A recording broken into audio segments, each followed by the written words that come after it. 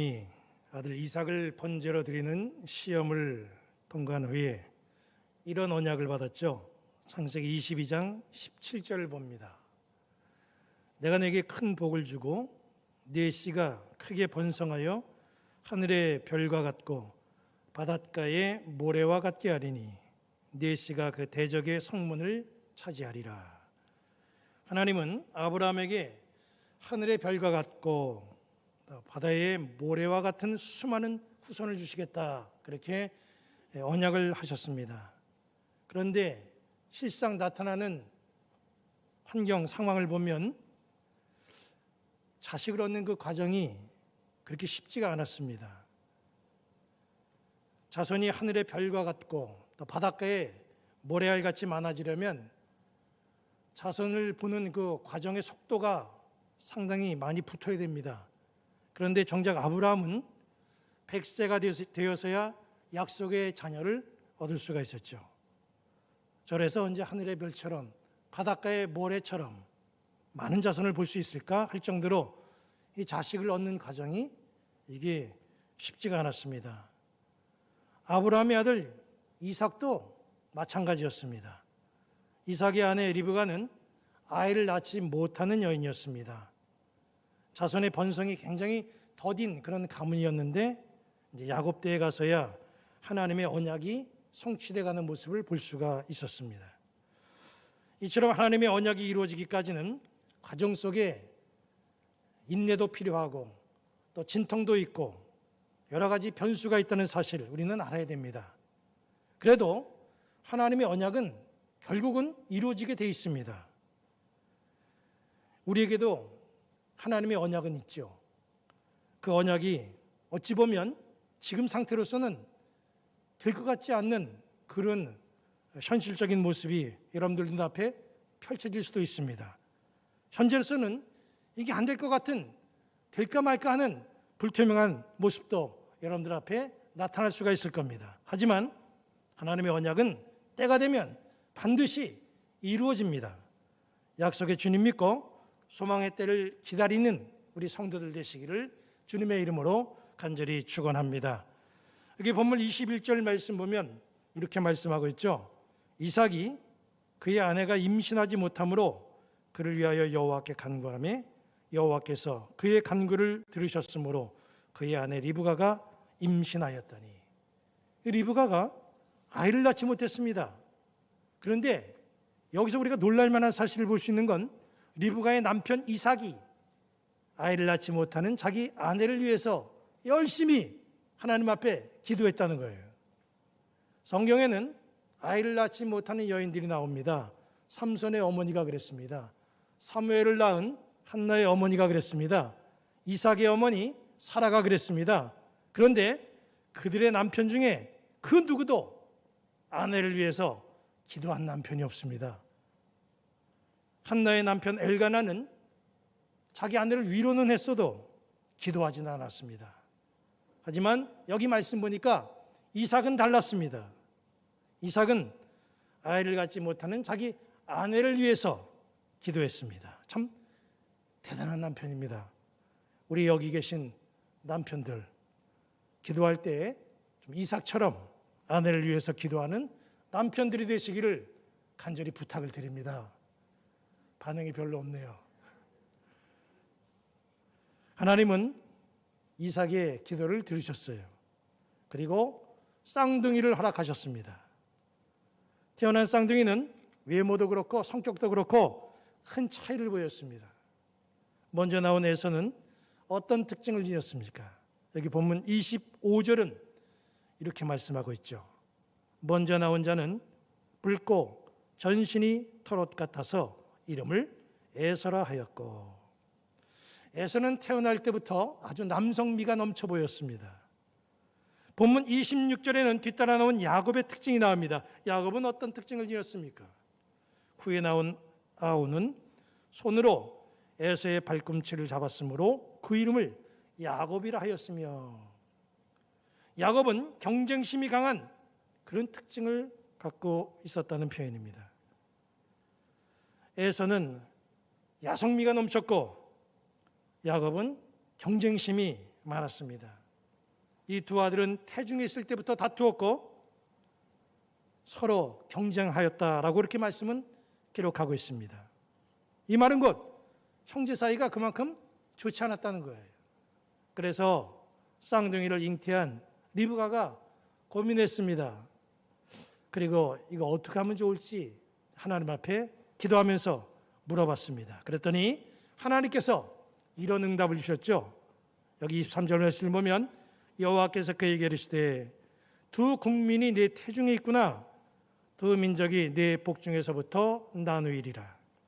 이 족속이 저 족속보다 강하겠고 큰 자가 어린 자를 섬기리라 하셨더라. 하나님의 응답은 뜻밖이었습니다. 장자의 위치가 바뀐다는 거예요. 그 당시 장자의 권한과 위치는 상당합니다. 장자에게는 갑절이나 되는 유산이 상속됩니다. 그러나 장자의 권한은 빼앗길 수도 있습니다.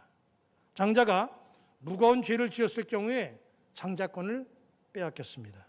그 한 예가 역대상 5장 1절에 나옵니다. 이스라엘의 장자 르우벤의 아들들은 이러하니라. 르우벤은 장자라도 그의 아버지의 침상을 더럽혔으므로 장자의 명분이 이스라엘의 아들 요셉의 자손에게로 돌아가서 족보의 장자의 명문대로 기록되지 못하였느니라.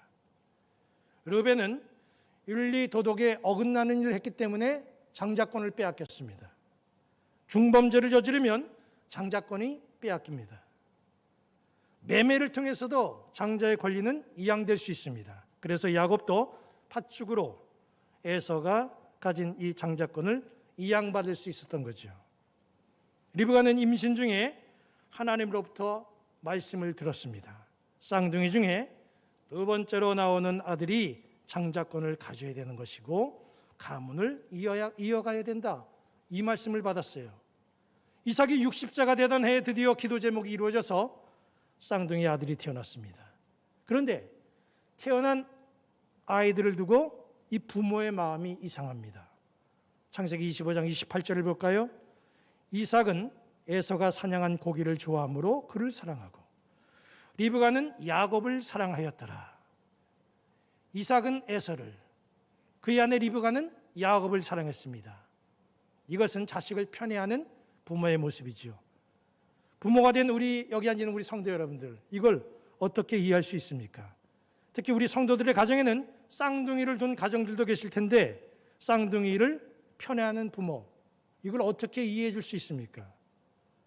가끔 자녀들 중에는 엄마 아빠는 형만 좋아해, 동생만 좋아해 이렇게 말하는 자녀들이 있죠. 하지만 그것은 부모의 마음을 모르는 자녀의 생각일 뿐이죠. 그런데 이삭과 리브가는 실제로 자녀를 편애하는 모습을 보였습니다. 이삭은 먼저 세상에 나온 에서를 사랑했다고 그랬어요. 리브가는 둘째 아들 야곱을 사랑했다고 그랬습니다. 부모가 각각 한 자녀씩 나누어서 편애하는 모습을 보였습니다. 여기서 우리가 알아야 될 것은 왜 그랬냐는 거예요. 그 이유가 28절에 나옵니다. 이삭은 에서가 사냥한 고기를 좋아하므로 그를 사랑하고 리브가는 야곱을 사랑하였더라. 이해가 되지 않는 건 부모라면 이유가 있어서가 아니라 자식이기 때문에 사랑해야만 됩니다. 그런데 여기 28절 말씀 내용을 보면 사랑할 만한 이유가 있기 때문에 사랑했다는 거예요. 이삭이 왜 에서를 사랑했습니까? 그 이유가 뭐지요? 에서가 사냥한 고기를 좋아함으로 그랬어요. 이게 이삭이 에서를 사랑한 이유입니다. 에서는 종종 사냥을 해서 아버지를 잘 대접했습니다. 이삭은 그런 에서가 사랑스러웠고 흡족했습니다. 이 말은 에서가 아버지 이삭의 마음을 늘 충족시키는 데에 충실했다, 이런 표현이에요. 세상의 장자들은 다 그렇게 해야 됩니다. 그것이 장자로서의 의무이고 책임이고 장자다운 모습이에요. 에서는 세상에서 말하는 장자의 역할을 아주 잘한 아들입니다. 이삭은 그런 에서가 굉장히 믿음직스러웠습니다. 그래서 이삭은 장자인 에서를 사랑한 것입니다. 그렇다면 리브가는 무슨 이유 때문에 야곱을 사랑했습니까? 여기 본문 28절에는 거기에 대한 설명이 없어요. 그냥 이유와 설명 없이 사랑했다, 이렇게만 말씀하고 있습니다. 리브가는 그럼 왜 야곱을 사랑하는 겁니까? 여기 본문 23절에서 그 이유를 봅니다. 여호와께서 그에게 이르시되 두 국민이 내 태중에 있구나. 두 민족이 내 복중에서부터 나누이리라. 이 족속이 저 족속보다 강하겠고 큰 자가 어린 자를 섬기리라. 이 말씀은 리브가가 태중에 쌍둥이를 가졌을 때에 하나님께서 주신 말씀입니다. 태중에 있는 둘째가 누구인지 리브가가 어떻게 알겠습니까? 생긴 걸 압니까? 재능을 알기를 합니까? 부모 속을 썩일지 효도할지 그걸 알 수 있겠습니까? 리브가는 뱃속에 있는 쌍둥이에 대해서 알 수가 없습니다. 특히 하나님께서 꼭 집어서 예비한 둘째, 이 둘째 야곱에 대해서 리브가는 알 수 없어요. 리브가는 그럼에도 야곱을 사랑했습니다. 왜 그랬겠습니까? 리브가는 오직 하나님의 말씀, 큰 자가 어린 자를 섬긴다, 이 말씀 때문에 야곱을 사랑한 거예요. 하나님이 그렇게 말씀하셨다면 묻지도 따져보지도 않고 무조건 그렇게 하겠다라는 것이 리브가의 마음이라는 겁니다.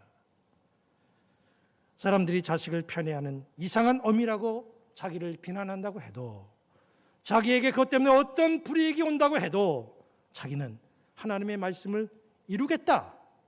하나님이 그렇게 나에게 말씀을 주셨기 때문에 나는 그것만 이루면 된다. 이게 바로 리브가의 신앙이라는 거예요. 어느 날 리브가와 야곱이 모의를 했죠. 에서가 받을 축복을 가로채기 위해서 그런 겁니다. 에서는 사냥을 나갔고 이삭은 눈이 어두우니 야곱에게 에서처럼 꾸미고 이삭에게 가서 이삭을 속이고 에서가 받을 축복을 대신 받으라. 리브가가 계획을 세웠습니다.